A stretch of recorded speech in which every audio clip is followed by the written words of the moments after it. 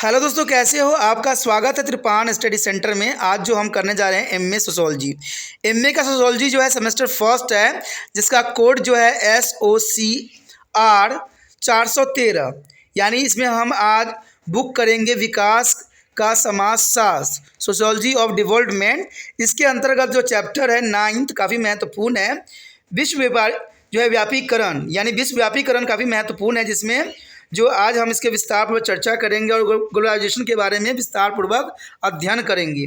लेकिन आपको पता है, चैप्टर स्टार्ट करने से पहले एक बात जो मैं हमेशा कहता हूँ, जिसको आपको सोचना भी चाहिए, विचार भी करना चाहिए, इवन अमल भी करना चाहिए, वो ये है कि जब भी वीडियो देखिए पूरा देखिए, क्योंकि अधूरा जानकारी सदैव खतरनाक होता है। साथ में एक इंपॉर्टेंट बात ये भी रहता है, अगर आप पहली बार वीडियो देख रहे हो तो लाइक शेयर सब्सक्राइब करना मत भूलना, क्योंकि दोस्तों लाइक कीजिएगा तो बनाने वाले का मनोबल बढ़ता है, सब्सक्राइब कीजिएगा तो इससे ये होता है कि जब भी मैं कोई वीडियो डालूंगा उसका नोटिफिकेशन आपको समय रहते मिल जाएगा। और देखिए, शेयर का मतलब ये होता है कि आपके थ्रू न जाने किन बच्चों को हेल्प मिल जाए, ये आप भी नहीं जानोगे, इसलिए जो है आप शेयर जरूर करो, ठीक है। व्हाट्सएप स्टेटस पे भी लगाओ। दोस्तों एनएसएस सेंटर जो है कई मानने में बहुत से बच्चों के लिए हेल्पफुल है, चाहे वो 8th क्लास हो, 9th 10th 11th 12th हो, चाहे वो NIOS बोर्ड के बच्चे हों, ठीक है, चाहे BA MA के बच्चे हो, सभी क्लासों के लिए कुछ ना कुछ जो है त्रिपान एनएसएस सेंटर में उपलब्ध है। तो इसलिए आपके लिए ज़रूरी है कि आप सब्सक्राइब करके इसको चैनल को जो है सेव कर लो, नहीं तो बाद में अगर रिसर्च करोगे तो शायद आपको ये चैनल प्राप्त ना हो।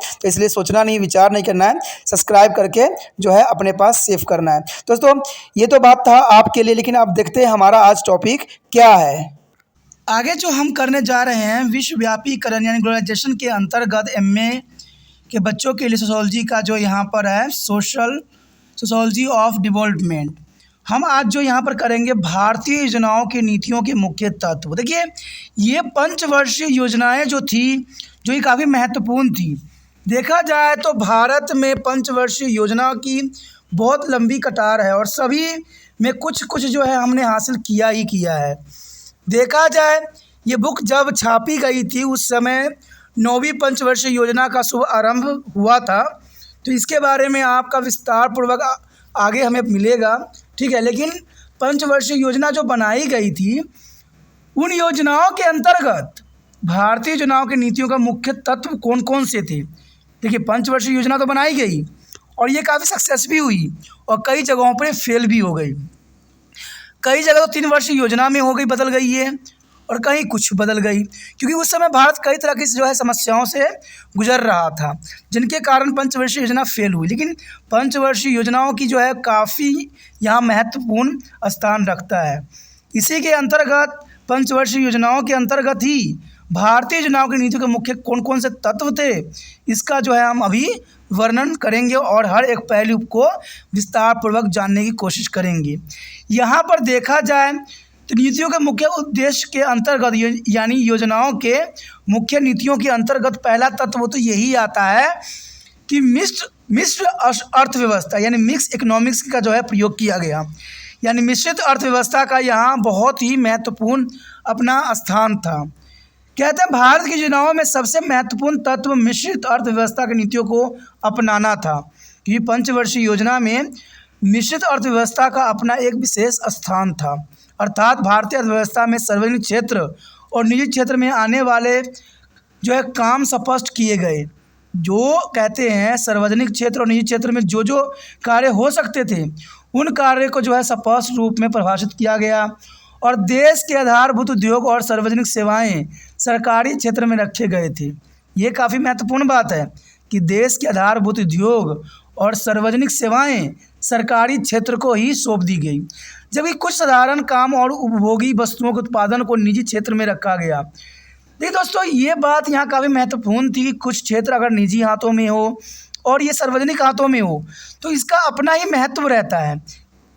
कहते हैं कोई भी चीज़ का तभी महत्व रहता है जब वो निजी क्षेत्रों में रहता है, क्योंकि निजी क्षेत्र में लोग बहुत ही काफ़ी मेहनत से आगे बढ़ाने की कोशिश करती हैं, लेकिन सार्वजनिक सरकारी क्षेत्रों में इनको रखना कहते हैं सही मानने में सही नहीं रहता है।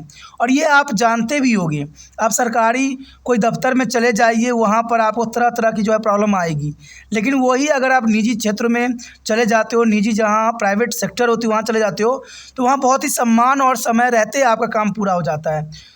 तो ये काफ़ी महत्वपूर्ण सरकार ने उस समय फैसला लिया कि दोनों चीज़ों को जो है मिश्र अर्थव्यवस्था का सरकारी क्षेत्र में भी रखा गया, यानी सार्वजनिक क्षेत्रों में भी रखी गई और निजी क्षेत्रों में भी इसका समावेग रखा गया।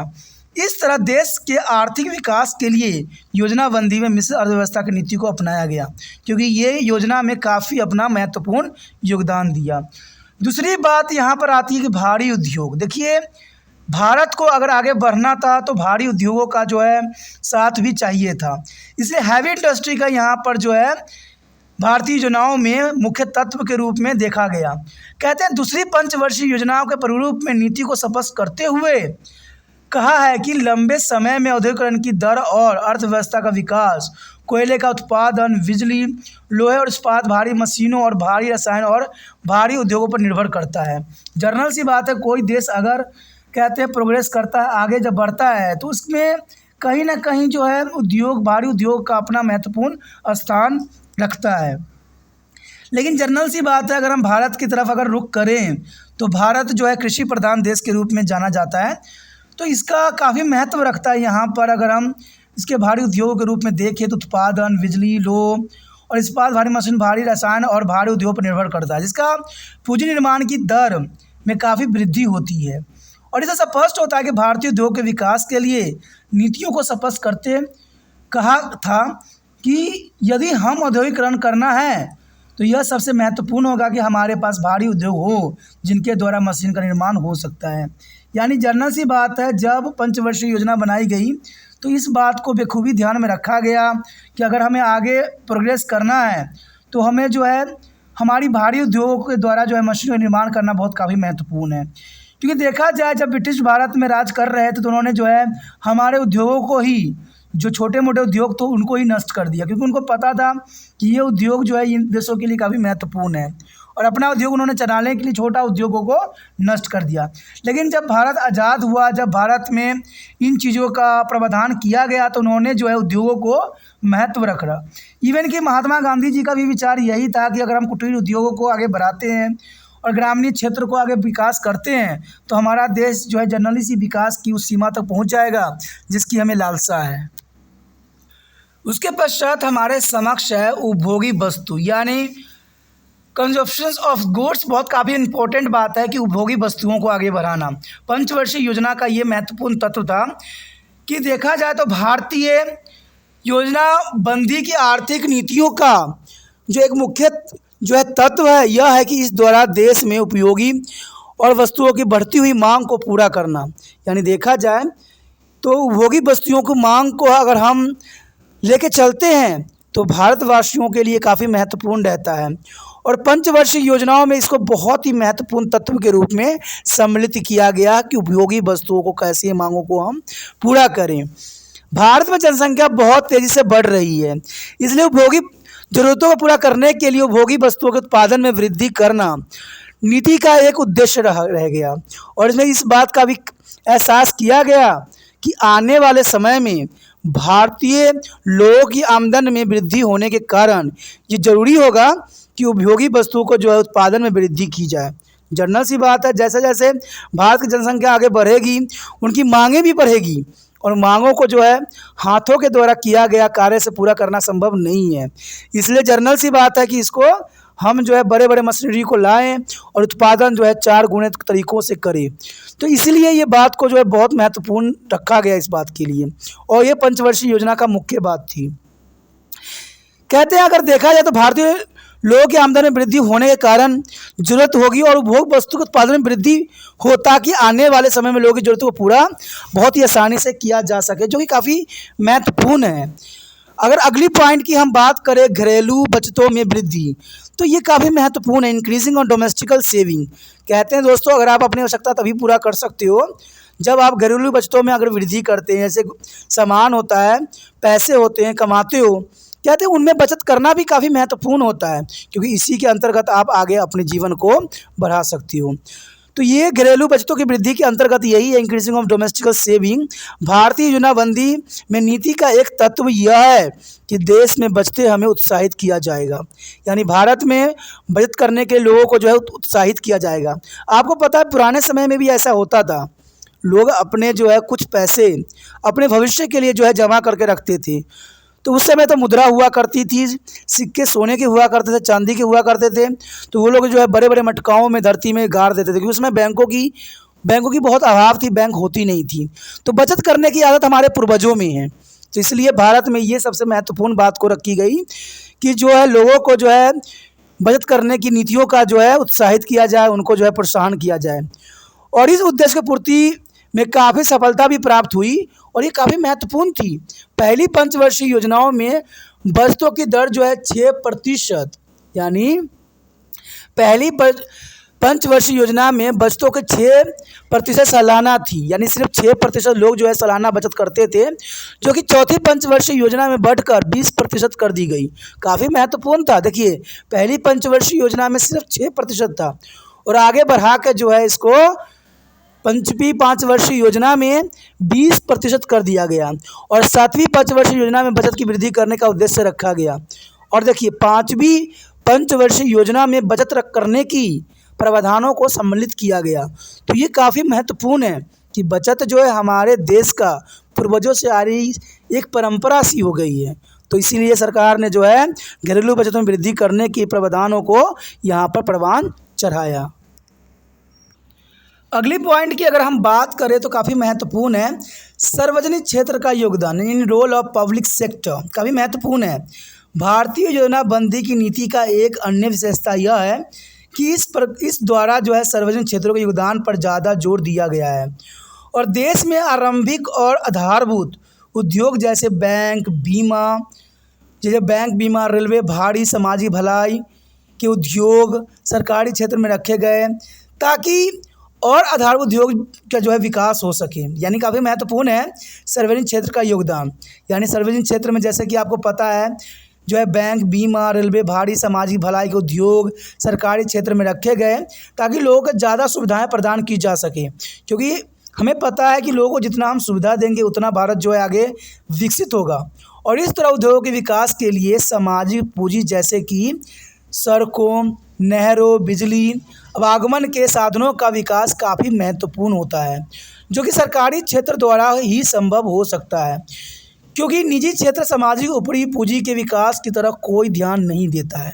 तो ये काफ़ी महत्वपूर्ण है कि सार्वजनिक क्षेत्र का योगदान महत्वपूर्ण रहता है और ये आज ज़रूरी भी है। कहते हैं सड़कों, नहरें, बिजली के साधनों का जो है महत्वपूर्ण विकास जो है देश को आगे बढ़ाने के लिए बहुत काफ़ी महत्वपूर्ण हो सकता है। अगर हम अगले पॉइंट की बात करें तो निर्यात में वृद्धि, इंक्रीजिंग एक्सपोर्ट। देखिए, एक्सपोर्ट करना किसी भी देश के प्रोग्रेस के लिए काफ़ी महत्वपूर्ण होता है।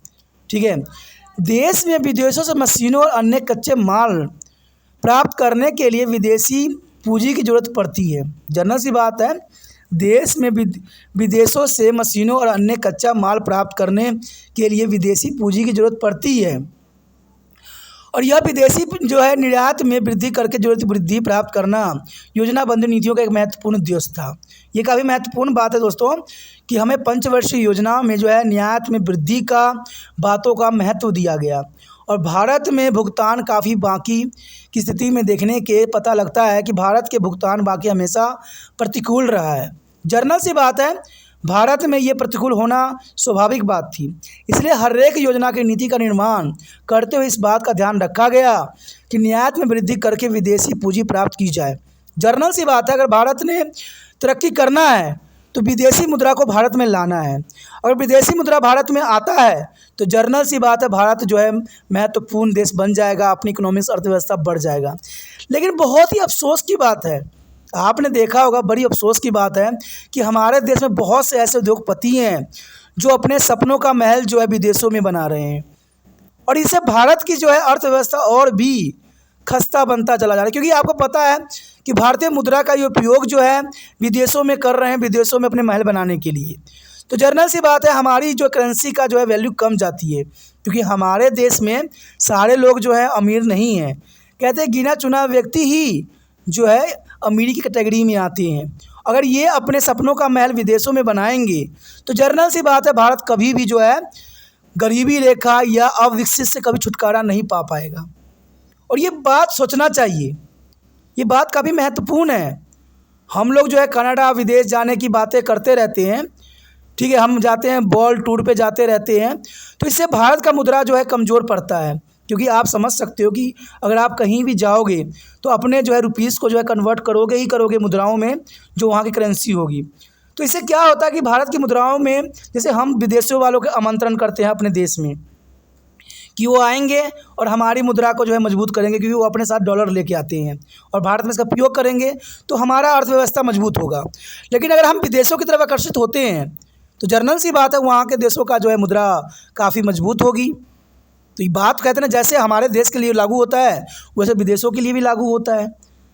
तो जनरल सी बात है, आज देख लीजिए, हर एक नौजवान के मुंह से सुन लीजिए, सबका सपना जो है विदेशों में घूमने का है, वहाँ का वीज़ा प्राप्त करना, यहाँ का वीज़ा प्राप्त करना, वहाँ ये आम बचपन जो है व्यक्तियों में आम बात देखने को मिलता है। तो भारत की करेंसी कैसे मजबूत होगी? भारत में देखिए, हम जितना निर्यात करते नहीं उतना आयात कर लेते हैं। भारत में निर्यात की संख्या बहुत ही कम है। आप जितने भी भारत में देखिएगा, बाज़ारों में चले जाइए, वहाँ पर आपको विदेशी चीज़ें ही आपको देखने को मिलेगा। भारतीय उद्योग के बनाए हुए सामान तो आपको रेयर ही नज़र आएगा, और आएगा भी तो महंगा है, इसकी वजह से वो लोग खरीद नहीं पाते हैं। जितने भी आपको सामान देखा सारे विदेशी होते हैं। तो जनरल सी बात है, विदेशों वालों ने हमारे देश में व्यापार करने का जो नीति अंग्रेज़ों के समय अपनाई थी, आज भी वो नीति कायम है, और इससे भारत के जो है अर्थव्यवस्था कभी मजबूत नहीं होगी। सरकार जितना मर्जी कह ले कि हमारा जो है इकोनॉमिक अर्थव्यवस्था बहुत ऊपर गया है, जीडीपी बहुत अधिक है, लेकिन आपको पता होगा कि हमारे देश का जीडीपी जो है 4 से 3 के पास है, और ऐसे कई कई राज्य जो हैं जो 0.3 पे बिलोंग करते हैं। आप समझ सकते हो कि भारत की जीडीपी कितनी जो है गई गुजरी है, और वही विदेशों की जो जीडीपी देखोगे तो लाखों के ऊपर पार कर चुकी है। तो कैसे हम ना कहें कि भारत गरीब देश बनाया जा रहा है, और ये बनाने में नौजवानों का सबसे बड़ा हाथ है, क्योंकि नौजवान ये नहीं सोचते कि हमारे देश में रह के अपने देश को प्रोग्रेस किया जाए। सारे जो नौजवान होते हैं विदेश की तरफ ही अपने नज़रें करे होते हैं। इसी कारण तीसरे पंचवर्षीय वार्षिक योजनाओं के खगड़े में कहा गया कि पुरातन समय में एक मुख्य दोष यह रहा कि देश की विकासवादी नीतियों में निर्यात के उतना महत्व नहीं दिया गया। अब देखिए, पंचवर्षीय योजना बनाने वाले लोगों ने इस बात का भी अनुसरण किया कि पंचवर्षीय योजना में हमने उन बातों को महत्व नहीं दिया जो हमें देना चाहिए, और निर्यात को हम उतना महत्व नहीं दिए, हमने सिर्फ आयात किया, जिसके कारण जो है भारत की मुद्राओं में बहुत बड़ी गिरावट देखने को मिली। आपको पता है कि आज भी डॉलर का कीमत भारत में 60 के आसपास ही रहा है, यानी भारत की मुद्रा जो अगर देखा जाए तो डॉलर का $1 जो है भारत के 60 रुपये के बराबर है, और पहले भी ऐसा ही कुछ देखने को मिला। तो जनरल सी बात है कि अब कोई हम प्रोग्रेस देखने को नहीं मिला है। 1-2 रुपया कम या अधिक हो जाने से कोई देश जो है विकासशील नहीं हो सकता, विकसित नहीं हो सकता। तो ये काफ़ी महत्वपूर्ण है। अगला पॉइंट की अगर हम बात करें तो विदेशी सहायता यानी फॉरेन एड बहुत काफ़ी महत्वपूर्ण है। विदेशी सहायता, भारत में जनाबंदी योजना को पूरा करने के लिए विदेशी सहायता प्राप्त करने पर भी जोर दिया गया, और विदेशी कर्जों को जो है भार दिन पर दिन बढ़ने के कारण इसके ब्याज के लिए काफ़ी जो है रकम खर्च हो जाती है, यानी ब्याज चुकाने में ही जो है खर्च। अब मैंने अभी बताया आपको कि जितना जो है विदेशों से मुद्रा भारत में आएगा भारत के लिए अच्छा होगा। अगर हम अपने देश की मुद्रा दूसरे देश में खर्च कर रहे हैं तो जनरल सी बात है भारत कमज़ोर होगा। इसलिए जो विदेशी सहायता जो हम प्राप्त करते हैं, विदेशी सहायता इसलिए दी जाती है क्योंकि इस देश को गरीब माना जाता है, और ये कर्ज के रूप में होता है। हम जो कर्ज लेते हैं उसके ब्याज चुकाने में ही हमारा सारा धन खर्च हो जाता है।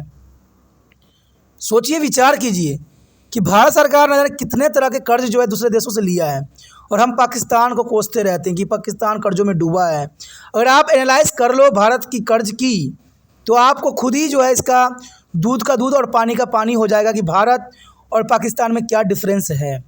कहते भारत भी कर्ज उसी तरह से ले रही है जैसे पाकिस्तान है, क्योंकि हम अपने संसाधनों को नहीं पहचान पा रहे हैं, हम अपनी योग्यताओं को नहीं पहचान पा रहे हैं।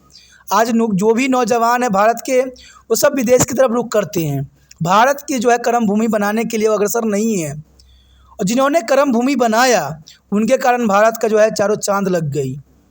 अब देखिए, कहते हैं महामहिम APJ अब्दुल कलाम भी भारत को जो है अपनी कर्म भूमि बनाया है, और उनका मिसाइल जो है पूरे विश्व में प्रसिद्ध है, और विदेश वाले इस मिसाइल को लेना चाहते हैं। तो इन्होंने जो है देश का नाम गर्व जो है ऊंचा किया, लेकिन हम जब विदेशों में जाके ही अपना ज्ञान का इस्तेमाल करें तो जनरल सी बात, हमारे देश को क्या फ़ायदा होने वाली है। कहते महामहिम एपीजे अब्दुल कलाम के समक्ष भी बहुत सी चुनौतियां थी। अगर आपने इनके जीवनी पढ़े होंगे, ठीक है, तो आपको पता होगा। अग्नि उड़ान जो है इनमें बहुत सी उन्होंने अपनी जीवनी में बताई है, बहुत सी समस्याओं को उन्होंने जिक्र किया था जो एक आम गरीब बंदों के साथ होता है, लेकिन फिर भी ये हारे नहीं। और कहते ये नहीं कि विदेशों से इनको ऑफ़र नहीं आया, विदेश से भी आया। इवन कि आप बिस्मिल्लाह खान की ही बात कर लीजिए, उनको भी विदेश से बहुत से ऑफ़र आए कि आप यहीं शहनाई बजाइए, लेकिन किसी जो महान थे उन्होंने कभी विदेशों को अपना कर्मभूमि नहीं बनाया। उन्होंने भारत को कर्मभूमि बनाया और भारत को जो है उन्होंने चारे चांद लगा दी। तो ऐसे व्यक्तियों की ज़रूरत है भारत में। कहते हैं दोस्तों, सरकार आपकी सहायता नहीं करेगी, मैं मानता हूँ। जो आपके टैलेंट है आप मेहनत करके कोशिश करके आगे बढ़ाइए। मैं जानता हूँ कि भारत में एक समस्या है, कुछ नई चीज़ें कोई बच्चे बनाते हैं, कुछ करने की कोशिश करते हैं तो कमेंट अगली बार ही आ जाती है कि ये तो कोई भी कर सकता है, लेकिन इसकी महत्ता को कोई नहीं समझते कि उसने बहुत ही मेहनत किया है, कुछ उसमें बदलाव करके और बेटर किया जा सकता है। तो हम तो सिर्फ जनरल सी बात जानते हैं कि भारत में एक सिलसिला चलती आ रही है कि विदेशी चीज़ों को जो है हम कॉपी कर लेते हैं और अपना नाम पैटर्न कर देते हैं, मेड इन इंडिया कर देते हैं। तो ये सही नहीं है। भारत में जितने भी सामान आ रहे हैं, कोई भी कंपनी अगर देख लीजिए सब विदेशी है। भारत में स्वदेशी चीज़ों का निर्माण ही नहीं हो रहा है और सरकार कहती है स्वदेशी हम बना रहे हैं, स्वदेशी बना रहे हैं। सारे कठपुतले जितने भी पुर्जे उर्जे होते हैं सब विदेश से आ रहे होते हैं और हम यहाँ असेंबल कर लेते तो हम कहते हैं भारत में ही मैन्युफैक्चर हो गया। तो ये गलत है। तभी तो भारत जो है बहुत ही, इनका दशा जो है बहुत बेकार है जीडीपी की, तो आप भी जानते हो। और इसी कारण जो है हम कर्जों में डूबे हुए हैं और इसलिए जो है योजनाबंदी की नीतियों में विदेशी सहायता प्राप्त करने के लिए सुझाव दिए गए। देश में खेतीबाड़ी लोगों का मुख्य धंधा है, इसमें सिंचाई की ज़रूरतों को पूरा करने के लिए अंतर्राष्ट्रीय बैंक की मदद से देश में उत्पादन काफ़ी बढ़ गया। जनरल सी बात है, पैसा आएगी विदेशी मुद्रा तो भारत में आवश्यकताएं पूरी होगी और उससे जो है उत्पादन बढ़ेगी। लेकिन भारत के लोगों ने इस बात को नहीं एनालाइज़ किया कि हम अपने सामान को जो है विदेशों में भेजें और इससे जो है विदेशी मुद्रा हमारे पास आएगा। ये हुआ ही नहीं। कारण क्या था कि एग्रीकल्चर भी आज एग्रीकल्चर, चूँकि भारत आपको पता है कृषि प्रधान देश के नाम से जाना जाता है और आज भारत जो है कृषि प्रधान देश भी अब क्या कहलाएगा। सारे जितने भी ज़मीन थे उसमें बड़े बड़े जो है अर्बनाइजेशन हो गई, जो भूमि थी उनकी छोटी छोटी बाँट हो गई और जो कृषि करने वाले नवयुवक थे वो विदेशों की तरफ पलायन कर गए। तो कृषि जो है आज पिछड़ गई है भारत में। आपने देखा होगा कई बार हमारे देश में प्याज की समस्या, जो लहसुन की समस्या, कभी कोई चीज़ की समस्या, कभी कोई चीज़ की समस्या आता रहता है और सोचिए ये विदेशों से मंगवाई जाती है क्योंकि भारत में इनकी शॉर्टेज हो जाती है, तो हमें विदेशों से मंगवाना पड़ता है, जबकि भारत कृषि प्रधान देश कहलाता है। तो सोचिए कि हमारा अर्थव्यवस्था कहाँ पर जो है बिलोंग कर रहा है। अगली अगर हम पॉइंट की बात करें जो कि काफ़ी महत्वपूर्ण है, पंचवर्षीय योजनाओं के अंतर्गत संतुलन विकास की नीति, ये बहुत महत्वपूर्ण तत्व है। संतुलन विकास की नीति भी अपने जगह पर काफ़ी महत्वपूर्ण थी और पहली पंचवर्षीय योजना में यह स्पष्ट किया गया था कि भारत की योजनाबंदी के मुख्य नीति देश के संतुलन का विकास करना है। जैसे कि योजना में यह स्पष्ट किया गया था कि भारत में विशाल साधन है और संतुलित विकास प्राप्त करने के लिए अनुकूल स्थिति पाई जाती है। जनरल सी बात है, भारत में हर तरह की कंडीशन है, इसमें कोई दो राय नहीं है, लेकिन इसका जो है इस्तेमाल हमारे नौजवान नहीं कर पा रहे हैं। यानी India is with their is a very resources condition and favourable for the securing of balance pattern of the development. यहाँ पर साफ बोला गया है कि यहाँ पर सब कुछ है, लेकिन हम उसको जो है सही तरह से उपयोग करने में सक्षम नहीं हैं। इस तरह देखा जाए तो नीतियों की झलक दूसरी पंचवर्षीय योजनाओं में नज़र आती है और दूसरी योजनाओं में यह स्पष्ट किया गया है कि भारत में सार्वजनिक नीति और राष्ट्रीय कोशिशों का मुख्य उद्देश्य तेज़ी से और संतुलित आर्थिक विकास प्राप्त करना है। तो ये काफ़ी महत्वपूर्ण रहेगा। भारतीय योजनाओं में उद्योग, खेतीबाड़ी, आवागमन, बिजली, सिंचाई, सड़कों, रेलों आदि के विकास की तरफ ध्यान दिया गया और उद्योगों में भी एक तरफ घरेलू और छोटे पैमाने के उद्योग के विकास के लिए कदम उठाए गए। तो ये काफ़ी महत्वपूर्ण है जो भारतीय योजनाओं में उद्योग, खेतीबाड़ी, आगमन, बिजली, सिंचाई, सड़कें, रेल आदि का विकास काफ़ी महत्वपूर्ण था। यदि हम अगले पॉइंट की बात करें, अगले तत्व की बात करें पंचवर्षीय योजनाओं के अंतर्गत, तो सभी क्षेत्रों का जो है संतुलित विकास होना बहुत ज़रूरी है। योजना आयोग अनुसार विकास की नीति इस प्रकार की होनी चाहिए जिससे सभी क्षेत्रों का संतुलित विकास हो। तो काफ़ी महत्वपूर्ण है। योजना आयोग ने यहाँ पर सही बात रखी कि हमें ऐसे नीतियों का अनुसरण करना चाहिए जिससे जो है हर एक क्षेत्र को सही मार्गदर्शन मिले और सही विकास जो है संतुलित स्थापित किया जा सके। जब तक बैलेंस यहाँ पर नहीं बनेगी तब तक जो है कोई भी सेक्टर और कोई भी पंचवर्षीय योजना यहाँ सफल नहीं हो। The pattern of development must not advise as to lead to a balance regional development. यहाँ पर बहुत ही जो है सरलतापूर्वक शब्द को कहा गया है। इस प्रकार भारतीय योजनाबंदी की इस नीति अनुसार भारत को अलग क्षेत्र में संतुलित विकास के लिए कोशिश की गई है। यानी देखा जाए तो यहाँ पर एक वर्ड जो है बहुत ही तकलीफ देती है कि कोशिश किया गया है। कोशिश हुई नहीं, कोशिश की गई है। इसका भाव यही है कि देश के अलग अलग क्षेत्रों में देश के क्षेत्रों के पिछड़ापनों को जो है मुख्य रख कर निवेश और इस प्रकार किया जाता है ताकि सभी क्षेत्रों को संतुलित विकास हो। अब देखिए, ये पंचवर्षीय योजनाओं के लिए काफ़ी महत्वपूर्ण होता है कि सभी क्षेत्रों का जो है संतुलित विकास हो। आपको मैं बता दूं कि भारत में इसके प्रति भी राजनीतिक होती है। जिस क्षेत्र में जो है सेंट्रल गवर्नमेंट की सरकार बनी हुई होती है उन क्षेत्रों में विकास की चरम सीमा देखने को मिलती है, लेकिन जिन क्षेत्रों में सेंट्रल गवर्नमेंट की सरकार नहीं होती है उन क्षेत्रों में विकास जो है बहुत धीमी गति से होती है। और इसका कारण क्या हो सकता है, ये बड़ी अफसोस की बात है। तभी तो मैं कहता हूँ ये जो जितने पार्टी है, मल्टी सिस्टम पार्टी है, वो देश को जो है खोखला करते चले जा रही हैं। और आने वाला समय में देखिए भारत कभी भी तरक्की नहीं करेगा, इस बात को ये बताने के लिए सक्षम है, क्योंकि ये पार्टियां कभी भारत के लिए कार्य करती ही नहीं है। ये जितने भी पार्टियां भारत की, सब के सब सिर्फ अपना सीट बचाने में और अपना जेब भरने में लगे रहती हैं। इवन कि आपने न्यूज़ में भी देखा होगा कई बार ऐसे ऐसे पार्टी के नेताओं के पोल खोल रहे होते हैं जो कि लाख से स्टार्ट करते हैं और अरब रुपया का जो है महल खड़ा कर लेते हैं। तो मैं तो यही कहता हूँ कि क्या 2-3 लाख प्रति माह के सैलरी से क्या अरबों रुपया का जो है महल खड़ा किया जा सकता है? संभव ही नहीं है। तो इसका अर्थ क्या हुआ? इसका अर्थ ये हुआ कि ये लोगों ने जो कार्य सरकार ने गरीब जनता के लिए दिया था, लोगों के लिए दिया था, उन्होंने सब के सब जो है अपने जेब में भर लिया। फिर भी इनकी सरकार हर राज्य में बन रही होती है। तो आप देखिए लोग भारत के कितने समझदार हैं और कितने इंटेलिजेंट हैं कि इन नेताओं के इतने कालागुजारी होने के बावजूद भी इनको जिताए जा रहे होते हैं और इनकी सरकार बनाई जा रहे होती हैं। तो भारत का दुर्भाग्यपूर्ण ही बात है ना कि जिन नेताओं के इतना करप्शन निकल रही होती है उनको आप आगे बढ़ा रहे होते हो। और मैं ये जानता हूँ कि अगर जो सरकार चल रही होती है, अगर वो दूसरा सरकार बदल जाता है तो इनके भी करप्शन की बहुत लंबी लिस्ट निकल जाती है। ये लेकिन क्यों? आखिर जब भी कोई शपथ ग्रहण करता है तो ये ग्रहण करता है कि भारत के अखंडता की हम रक्षा करेंगे, भारत को हम अपने मन से, तन से, धन से जो है रक्षा करेंगे, हर तरह की सेवा करेंगे। लेकिन ये क्या, आपने जो शपथ ग्रहण किया उसका विपरीत ही कर रहे होती हो। ऐसा क्यों? क्या दिखावा है भारत में?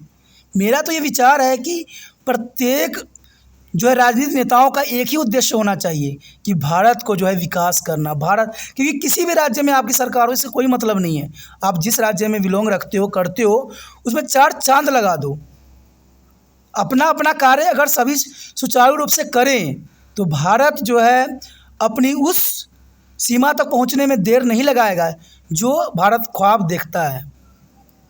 लेकिन भारत में सबसे बड़ी बात है कि राजनीतिक नेताओं में संतुलित स्थापित करना संभव नहीं है, क्योंकि अगर एक सही कर रहा होता है तो दूसरा व्यक्ति उसको गलत कह रहा होता है, और वही व्यक्ति जब वो कर रहा होता है दूसरा व्यक्ति उसको गलत कह रहा होता है। ये बहुत ही दुर्भाग्यपूर्ण बात है ना कि एक को सही और दूसरे को गलत, फिर एक को सही। क्या मतलब है इसका? जो सही है वो सही है। अब नोटबंदी ही देख लीजिए, अगर यही नोटबंदी अगर कांग्रेस सरकार के अंडर होती तो बीजेपी जो होती धरने पे बैठती, और जब बीजेपी के समय ये नोटबंदी की गई तो कांग्रेस के सारे पार्टी जो है वहाँ पर धरने में बैठ गए। तो किसको हम सही कहें और किस नेता को समझदार कहें कि सही देश को जो है आगे बढ़ा रहे हैं? तो ये बहुत बड़ी विडंबना है दोस्तों, इससे हमारे देश में संतुलित बनना संभव नहीं है। मैं तो यही आशा करता हूँ कि आने वाला समय में कोई अच्छा व्यक्ति हो जो देश को जो है सही मार्गदर्शन पर ले जाए। लेकिन मैं एक बात जानता हूँ कि यूएस सरकार के बिगड़ने की तरह इनका भी वही हाल होता है। कोई अच्छा करना चाहता है तो उसको करने नहीं दिया जाता है। तो ये बहुत ही दुर्भाग्यपूर्ण बात है हमारी देश की। आपने यूएसएसआर के बारे में पढ़ा ही होगा, सोवियत यूनियन के बारे में। वहाँ गोर्बाचोव जो थे बहुत ही अच्छी मेहनत कर रहे थे, लेकिन उनके ही पार्टी ने उनका समर्थन नहीं किया, जिसकी वजह से सोवियत यूनियन का जो है विघटन हो गया और अमेरिका जो है पावरफुल बन गई। तो ये काफ़ी महत्वपूर्ण बात है। कहते हैं अगर संतुलन स्थापित किया जाए तो इस प्रकार हर क्षेत्र में मानवीय कुदरती साधनों का उपयोग करना है। अगर तरक्की करना है तो जर्नल सी बात हमारे कुदरती संसाधन का उपयोग करना हमें आना चाहिए। इसके विकास के लिए यत्न करने की नीति अपनानी गई है ताकि जो प्रति व्यक्ति आमदन में संतुलन पैदा हो सके। सार्वजनिक उद्योग का विकास कम क्षेत्रों में किया गया है और इस संबंधित श्री राधाकृष्ण ने अपने विचार प्रकट करते हुए कहा है कि क्षेत्रीय संतुलन विकास की जरूरत इस कारण है क्योंकि देश के विकास स्तर में वृद्धि तेजी से हो सके या दूसरे इस देश में मनुष्य की उत्पादन शक्ति की जो है संतुलन पैदा किया जा सके। देखिए सभी जो है थिंकनर उनके अच्छे विचार थे। हमेशा पंचवर्षीय योजना हो या हमारा कॉन्स्टिट्यूशन हो, हर जगह बहुत ही महत्वपूर्ण बातों को जिक्र किया गया है। लेकिन हमारे कॉन्स्टिट्यूशन को आज के नेता लोग नहीं मानते हैं, वो तो अपना ही जो है गाना गा रहे होते हैं। आपको पता है भारत जो है सेक्युलरिज्म है, यानी धर्मनिरपेक्ष राज्य है। भारत का अपना कोई धर्म नहीं, ना राज्य का कोई अपना धर्म होता है। लेकिन आज के नेता लोगों की बात सुनिए, भारत हिंदू राष्ट्र है, भारत मुस्लिम राष्ट्र है, भारत सिख राष्ट्र है, कैसे कैसी बातें कर करके जो है लोगों के अंदर जो है भाईचारे की भावना को नष्ट कर रहे हैं। तो सिंपल से बात है, आज राजनीति की सब पड़ी है। अगली अगर हम बात करें निवेश में वृद्धि, यानी ये भी पंचवर्षीय योजना का महत्वपूर्ण तत्व था कि निवेश में वृद्धि। योजनाओं की नीति का ये तत्व देश में निवेश में वृद्धि करने का था और हर एक योजना काल में ज़्यादा से ज़्यादा निवेश करने के उद्देश्य रखे गए जाते हैं। अब देखिए ये बहुत काफ़ी महत्वपूर्ण इंटरेस्ट ऑफ इन्वेस्टमेंट। अगर हम विदेशों में इन्वेस्टमेंट करते हैं तो हमें जो है बहुत फ़ायदा होता है, लेकिन भारत में ही कहते हैं इन्वेस्ट कर क्या करें, कुछ है बचता ही नहीं तो करे क्या। आज तो हमारे लिए जो है अपने देश के पालन पोषण करना भी बहुत बड़ी समस्या बन गई, क्योंकि आज कृषि उत्पादन भी बिछड़ रहा है। कारण क्या है, जो व्यक्ति को करना चाहिए वो कर नहीं रहे हैं, वो विदेशों की तरफ जो है पलायन कर रहे हैं, या जो गांव में कार्य कर रहे थे, जो खेती बाड़ी कर रहे थे, वो शहरों की तरफ जो है बड़े बड़े फैक्ट्रियों उद्योगों में लग गए हैं। तो कच्चा माल जब रहेगी नहीं तो बड़े सामान क्या बनेंगे। लेकिन लोग यहाँ पर जो है पंचवर्षीय योजना का जो है सबसे महत्वपूर्ण यही रखा गया कि इंक्रीजिंग ऑफ इन्वेस्टमेंट, यानी जितना हो सके इन्वेस्टमेंट सेक्टर को बढ़ाना है और जर्नल सी बात है विदेशी मुद्रा प्राप्त करना है। और इस बात को योजनाबंदी में स्वीकार भी किया गया कि भारत गरीबी को दूर करने के लिए निवेश में वृद्धि करना ही इसका मूल्य तौर पर हल है। जर्नल सी बात है, अगर भारत को आप गरीबी से मुक्त करना चाहते हो तो भारत में जो है विदेशों में मुद्राओं में जो है निवेश करना काफ़ी महत्वपूर्ण रहता है। अगर विदेशों में इन्वेस्टमेंट नहीं होगी तो भारत की गरीबी दूर नहीं होगी, क्योंकि जितना यहाँ पर पैसे आएंगे, जितने भारतीय करेंसी में जो है मजबूती आएगी, उतना जो है भारत विकास के रास्तों पर अग्रसर होगा। यदि हम अलग अलग योजनाओं के खर्च की तरफ ध्यान दें तो हम पाते हैं कि हर एक योजना काल में निवेश में वृद्धि कई गुना की गई, लेकिन इसका फ़ायदा जो है कुछ भी हमें नहीं मिला। कहते हैं भारत का जो देश आज़ाद हुए वो सारे के सारे विकसित हो गए, लेकिन भारत आज भी विकासशील देश के रूप में जाना जाता है। अगला पॉइंट जो हमारे समक्ष आया है पंचवर्षीय योजना के अंतर्गत, जो कि काफ़ी महत्वपूर्ण है तत्व के लिए, यानी गरीबी को दूर करना, रिमूव ऑफ पॉवर्टी। देखिए ये सपना आज से नहीं है, जब भारत आज़ाद हुई तब से ये सपना हम देख रहे हैं। लेकिन मैं बता दूं आपको एनालाइज करके, तो भारत में जो है गरीबी बढ़ी है। पहले गरीबी की संख्या जितनी थी आज उससे कई गुना बढ़ गई है। अब इसके पीछे कौन सी नीति है, कौन सी योजना है, इसका जो है विस्तार पूर्वक यहाँ बताना संभव नहीं है। कहते हैं योजनाबंदी की नीतियों का एक और महत्वपूर्ण तत्व देश में गरीबी दूर करना है। भारत में 48 से 50% लोग जो है गरीबी रेखा से नीचे का जीवन व्यतीत कर रहे हैं और ये आंकड़ा आज भी कम नहीं हुआ है। चाहे सरकार कोई भी राज आ जाए, भारत में कोई भी नीति अपना ले, लेकिन ये गरीबी रेखा को नीचे करने का जो सपना देखा गया था आज़ादी के समय, वो आज तक कम नहीं हुआ, जबकि आए दिन ये जनसंख्या जो है बढ़ती ही चली जा रही है। इसका कारण क्या है? देखिए भारत में जो है लोगों की सैलरी बढ़ाई गई, लेकिन भारत में महंगाई भी जो है बढ़ाई गई। तो जब सैलरी बढ़ती है, तनख्वाह बढ़ती है, पैसे बढ़ते हैं, अगर अब महंगाई भी उसी दर से बढ़ता रहे तो जर्नल सी बात है कोई कमी नहीं आती है गरीबी में। क्योंकि जो सामान गरीब पहले लेने में असक्षम थे, आज वो सामान लेने में सक्षम नहीं है। तो गरीबी अगर दूर करना है तो भारत में जो है सबसे पहले सभी लोगों को जो है रोज़गार देने की आवश्यकता है, और इन लोगों की ज़रूरत वस्तुएं प्रदान करने के लिए उनकी आरंभिक ज़रूरतों को पूरा करने के यत्न योजनाबंदी की नीतियों का मुख्य तत्व के रूप में सम्मिलित की गई। और इस उद्देश्य के लिए संयुक्त ग्रामीण विकास योजना के अधीन ग्रामीण क्षेत्र में रह रहे गरीब लोगों की आर्थिक स्थिति को दूर करने में प्रयत्न किया गया कि ग्रामीण क्षेत्र में जो व्यक्ति रह रहे हैं उनके स्थिति में सुधार किया गया, जो कि काफ़ी महत्वपूर्ण बात थी। अगला हमारा जो है तत्व पंचवर्षीय योजना के अंतर्गत रोजगार में वृद्धि, इंक्रीजिंग ऑफ एम्प्लॉयमेंट। कहते हैं भारत में बढ़ती हुई जनसंख्या के कारण बहुत सारी समस्या पैदा हो रही है, और इसमें से सबसे खतरनाक जो है बेरोजगारी ही है।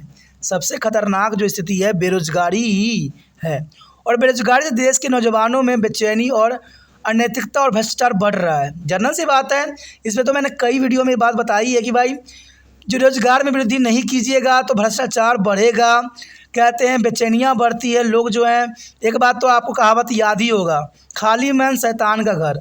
अगर कोई कार्य नहीं कीजिएगा, कोई काम नहीं कीजिएगा तो जनरल सी बात है आप कई तरह के जो भ्रष्टाचार नीतियों में जो है अनुसरण कर लीजिएगा, और ये सरकार को फ़ायदा होता है।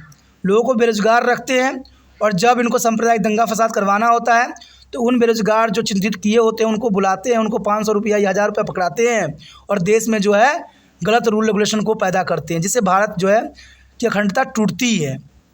तभी तो आजकल आप लोग देखते ही होंगे न्यूज़ में आए दिन मंत्री जी होते हैं जो एक दूसरे धर्म के प्रति गलत विचारधारा पैदा कर रहे होते हैं, और आए दिन जो है न्यूज़ वालों को नए नए मुद्दे मिल रहे होते हैं कि भारत पता ना क्या क्या उल्टे पुल्टे बोलते रहते हैं। मैं कहता हूं कि अब संविधान में इस बात के लिए कोई रोक नहीं है कि अपने देश के प्रति कुछ भी ना बोले, न धर्म के पीछे कुछ भी ना बोले। अरे राजनीति करना है तो उनकी गलतियों को बताओ ना, आप धर्म को क्यों उठा लेते हो बीच में, और क्यों जो है गलत धर्म के रूप में रिप्रेजेंट करते हो। त्रिपान सेंटर का यही मानना है कि देखिए दोस्तों, अगर आप बड़े पद पे हो तो जनरल सी बात है आप सभी जातियों के प्रतिनिधि हो, तो इसमें जातीय धर्म की बात कहाँ से आ जाती है। आपको तो हर एक व्यक्ति को एक समझना है, भारत के नागरिक समझना है, क्योंकि आप भारत में राज कर रहे हो तो भारत को समझो ना। आप ये क्या जाति और धर्म के रूप में बांट रहे हो। जब इलेक्शन होती है ना तो उन्हीं जाति के पास आप जाते हो और बाद में उन्हीं को ही गलत ठहरा रहे होते हो। ये गलत है।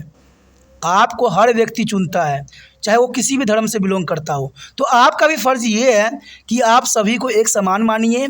जब आप घर में रहिए तो धर्म को मानिए, जब आप ऑफिस में रहिए तो आपको सबको एक आंख से देखना पड़ेगा, तभी जो है देश में बेरोजगारी और जो भ्रष्टाचार है वो ख़त्म होगा।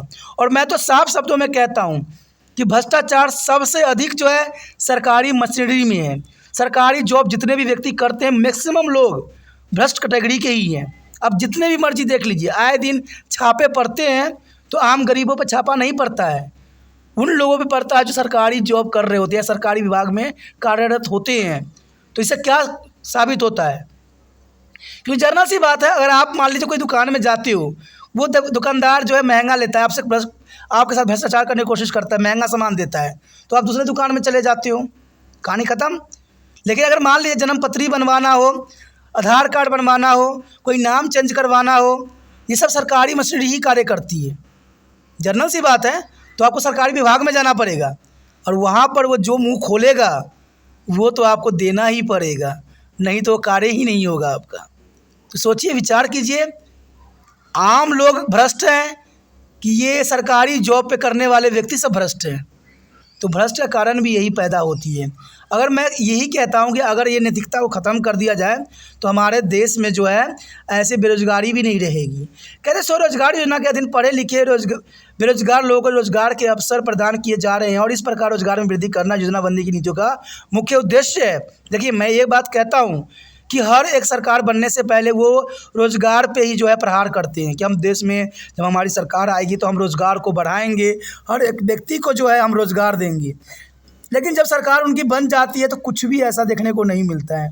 कुछ व्यक्तियों को जॉब दे देते हैं, उसके बाद निश्चिंत के नींद जो है सो जाते हैं और आराम से जो है अपने एसी में बैठ के अपना जीवन यापन कर रहे होते हैं। तो ये बहुत बड़ी समस्या है। अगली अगर हम बात करें पॉइंट पे, तो सामाजिक भलाई, ये काफ़ी महत्वपूर्ण है। कहते हैं योजनाओं की नीति का महत्वपूर्ण तत्व सामाजिक भलाई में वृद्धि करना भी बताया गया है। यानी पंचवर्षीय योजनाओं के अंतर्गत जो तत्व है वो है सामाजिक भलाई भी है। वास्तव में भारत एक समाजवाद राष्ट्र है जिसमें संपूर्ण देश की भलाई के लिए योजना का निर्माण किया जाता है। देखिए ये बात यहाँ साफ शब्दों में किया गया है कि जब योजनाबंदी होती है तो पूरे भारत के लिए होती है, न कि एक क्षेत्र के लिए होती है। और इस प्रकार अमीर और गरीब दोनों में अंतर को घटाने के यत्न भी किए जा रहे हैं। लेकिन ये बात सिर्फ किताबी बातों में है, सच्चाई में कुछ नहीं है। और इस प्रकार सामाजिक भलाई में वृद्धि करने के यत्न भी किए जाते हैं। ये बात बहुत ही दुखदायक स्थिति है दोस्तों। कहते हैं अमीर गरीब में तब फर्क होगी जब उनके एजुकेशन सही होंगे। आपने कभी देखा होगा या कभी देखा है कि बड़े बड़े लोग जो हों आम गरीब स्कूलों में जाके देखें जो पिछड़े हुए क्षेत्रों में हैं? नहीं, ऐसे आपको देखने को मिलेगा ही नहीं। जब ये जाएंगे तो उन स्कूलों को सजा देती हैं। कभी देखा है कि अचानक वो स्कूल में पहुंच गए हों और वहाँ के जो है बारे में पता करते हों? ऐसा नहीं देखने को मुझे मिला। ऐसा तो होता ही नहीं है। जब वो जाते हैं तो 100 दिन पहले ही बता देते हैं कि हम आपके स्कूल में आ रहे हैं निरीक्षण करने के लिए। तो लोग क्या करते हैं, पहले ही रोडों को सजा देते हैं, बिल्कुल ही चिकना कर देते हैं, चाहे वो 10 साल से घटिया रोड क्यों न रहा हो। स्कूलों को ऐसे रंग पोत देते हैं जैसे कि वो तो नया था। बच्चों को तो ऐसे कहते हैं सज धज के आने के लिए कि कभी सजे धजे ना हो।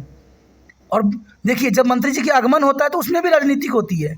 वो सारे जो अनपढ़ बच्चे होते हैं, जो मूर्ख टाइप के होते हैं, उनको वो दूर कर देते हैं और जो थोड़ा सा समझदार होता है उनको आगे कर देते हैं।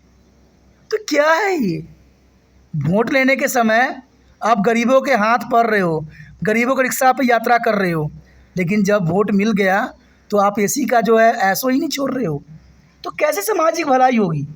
सामाजिक भलाई की तो यहाँ पर कहीं दिखा ही नहीं गया। लेकिन ये पंचवर्षीय योजना में सम्मिलित की गई, पंचवर्षीय योजना में इसको रखा गया। आगे देखते हैं मानवीय पूंजी। देखिए मानवीय पूंजी काफ़ी महत्वपूर्ण है। ह्यूमन कैपिटल हर क्षेत्र में महत्वपूर्ण स्थान रखता है। कहते हैं योजनाबंदी की नीतियों में मानवीय शक्ति के महत्व को ध्यान में रखते हुए मानवीय पूंजी का विस्तार करने के कदम उठाए गए और मानवीय पूंजी में वृद्धि के लिए सुधारों और तकनीकी शिक्षा के विस्तार पर जोर दिया गया, जो काफ़ी महत्वपूर्ण थी। सरकारी देखा जाए तो तकनीकी विस्तार पर जोर देना काफ़ी ज़रूरी भी था, क्योंकि भारत तभी प्रोग्रेस कर सकता था जब हम आधुनिक चीज़ों का जो है प्रयोग भलीभांति करना जाने। भारत में तकनीकी सामान्य के स्थान पर तकनीकों को प्राप्त किया जाता है। यह देश में पढ़े लिखे और जो है सिखलाई को माहिरों की गिनती में वृद्धि करने के यत्न भी किए जा रहे हैं। और इस प्रकार मानवीय पूंजी में वृद्धि भी योजनाबंदी की नीतियों का मुख्य लक्ष्य बन जाता है, जो कि काफ़ी महत्वपूर्ण है। अगर अगले पॉइंट की हम बात करें तो काफ़ी महत्वपूर्ण है नेहरू विकास मॉडल, जिसके विषय में हम आगे चर्चा करेंगे। आगे हमारा जो होगा नेहरू विकास मॉडल होगा, फिर से गांधी मॉडल विकास होगा, फिर जो है मनमोहन विकास योजना होगा। तो बहुत काफ़ी महत्वपूर्ण आगे आपके समक्ष रहने वाला है। लेकिन नेहरू विकास मॉडल की बात करें तो भारत की योजनाबंदी नीतियों में नेहरू विकास मॉडल को अपनाया जा रहा है। यानी जब पंचवर्षीय योजना की शुरुआत हुई तो नेहरू विकास मॉडल को अपनाया गया। बाद में जो है इसमें बहुत से तब्दीली होने को मिला। जब है नेहरू भी जो है राव का भी आया, मनमोहन का भी आया, इवन कि महात्मा गांधी जी का भी आया, तो हर का मॉडल आया, लेकिन सबका अपना अपना जगह पर अपना विशेष स्थान था। इसके बारे में हम विस्तार पूर्वक आगे वीडियो में चर्चा करेंगे। कहते हैं इसका परिणाम स्वरूप भारत दुनिया के औद्योगिक विकास वाले देशों में 10वां स्थान प्राप्त कर चुका है और देश में निवेश की गति इस ढंग से अपनाई है, जिसके परिणाम स्वरूप भारत में जो है उद्योग विकास के जो है तेज़ी से हुआ है। और इस मॉडल के मुख्य लक्षण यहाँ पर दर्शाई गई है। देखिए पहला जो यहाँ पर नेहरू विकास मॉडल बनाई गई थी पंचवर्षीय योजनाओं के अंतर्गत, इसका पहला तो यही लक्ष्य था कि खेती बाड़ी के उत्पादन में वृद्धि के लिए नए बीज, खाद, औजार और तकनीक का प्रयोग करना, ये नेहरू मॉडल के अंतर्गत था। दूसरा यही था कि भारी उद्योग का विकास, जिससे उपभोगी वस्तु का आत्मनिर्भर प्राप्त किया जा सके, जो उपयोगी वस्तु है उसमें आत्मनिर्भर किया जा सके और देश में मशीनों का निर्माण हो सके, सिंचाई शक्ति और आवाजाही और संचार में वृद्धि करना और साइंस और तकनीक का विकास करना, जिससे कि हमारा देश आगे बढ़ सके। इस प्रकार की नीतियों ने भारत के आज तक विकसित करने में काफ़ी लाभदायक योगदान डाला। तो देखा जाए तो नेहरू विकास मॉडल काफ़ी महत्वपूर्ण थी। ठीक है, ठीक है दोस्तों, इसी के साथ हमारा ये टॉपिक भी खत्म हो जाता है, जो कि काफ़ी महत्वपूर्ण है। आगे जो हम टॉपिक करेंगे भारत में योजनाबंदी की नीतियों में आई तब्दीलियों को स्पष्ट करें, तो बहुत काफ़ी महत्वपूर्ण रहेगा, जिसमें हम राव मनमोहन नीतियों का व्याख्या करेंगे, मॉडल की व्याख्या करेंगे, आधुनिक विकास की नीतियों की व्याख्या करेंगे, गांधी विकास मॉडल की व्याख्या करेंगे, नेहरू विकास मॉडल की व्याख्या करेंगे। तो आगे का टॉपिक और भी महत्वपूर्ण बनने वाला है, तो आप बने रहे त्रिपाण स्टडी सेंटर के साथ, और जितना हो सके इस वीडियो को शेयर कीजिए। ठीक है, शेयर लाइक करना आपकी ज़रूरत है, तभी मुझे प्रोत्साहन बढ़ेगा और आपके लिए मैं अच्छा से अच्छा करूंगा। अगर पहली बार वीडियो देख रहे थे, पहली बार मेरे चैनल पे आए हो, तो जर्नल सी बात है, आप चैनल को सब्सक्राइब कर लीजिए। चैनल को सब्सक्राइब कीजिएगा, तो यहाँ पर बहुत कुछ है। कहते हैं 8th क्लास से MA तक के बच्चों के लिए बहुत से वीडियो हैं, जो आपके लिए हैं, जो आपके समझ के लिए है। सोचिए नहीं, विचार न कीजिए, सबसे पहले चैनल को सब्सक्राइब कीजिए।